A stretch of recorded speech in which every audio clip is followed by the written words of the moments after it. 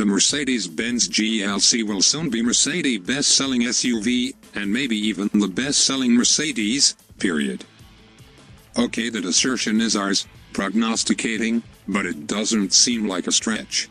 The 2016 GLC dusts the SUV it replaces, the 2015 GLK, in just about every respect. The GLC is bigger, more solid, more comfortable and more efficient than the GLK, and probably better looking. It makes a much stronger claim to best in a very competitive class of compact, luxury brand SUVs. The new GLC swaps the K and GLK, compact, auf Deutsch, for a C-to-match Mercedes compact C-Class sedan.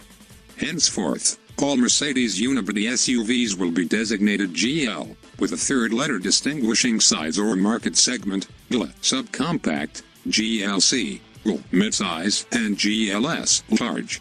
The original, 36-year-old body-on-frame G-Class Fergelandwagen will continue in its own, rarefied world.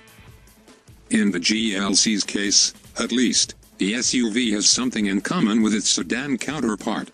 It starts with same rear drive foundation as the new C-Class, stretched ever so slightly. The GLC's 113.1-inch wheelbase increases 4.6 inches compared to the GLK, and its length, 4.7 inches. Its length, width and height match competitors like the Audi Q5, BMW X3 and Lexus NX within a fraction of an inch. Although it's labeled the GLC 300, Mercedes' new SUV joins the 2.0-liter turbo club. Q5, X3, and X, the Range Rover Evoque and Lincoln MKC are already members. Its 1,991cc inline-4 is shared with the CLA and C-Class sedans, and tuned to 241 horsepower at 5,500 RPM, 273 pounds-foot of torque at 1,300. That's more horsepower and torque than any of the GLC's 2.0-liter competitors. The transmission is Mercedes 9-speed 9G-tronic torque converter automatic. The class standard remains 6 speeds, and only one competitor offers 9. The optional 4MATIC all-wheel drive is reconfigured, with a power takeoff and separate multi-clutch center differential, rather than a transfer case integrated into the transmission, as on the GLK. Mercedes says the new packaging reduces weight and wasted energy. The default torque split is 45% front, 55% rear. The GLC will come standard with steel springs, like the GLK, but it adds electronically managed adaptive shocks. It also offers a segment-first, optional air suspension, with extra light, fiber-reinforced plastic air springs. The GLC is lighter across the board than the GLK, despite its larger, more voluminous shell. With more liberal use of aluminum and high-strength steels in the unibody, and aluminum front fenders and hood, the body in white sheds 110 pounds.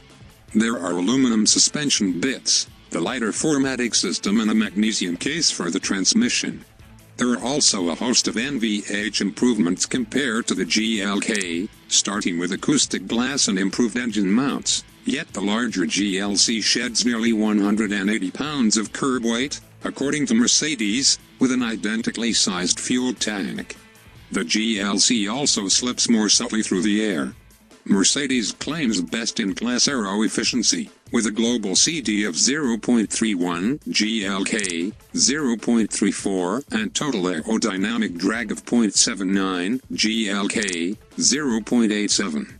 Overall, Mercedes subdivides the efficiency improvements this way: 18% attributable to weight reduction, 12% to aero improvements, 13% to the new all-wheel drive system, 18% to the Turbo 4, 32% to the 9-speed trans, and 7% to less rolling resistance.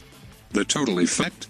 Fuel economy improves up to 19% compared to the GLK, according to Mercedes, with a corresponding reduction in CO2 emissions.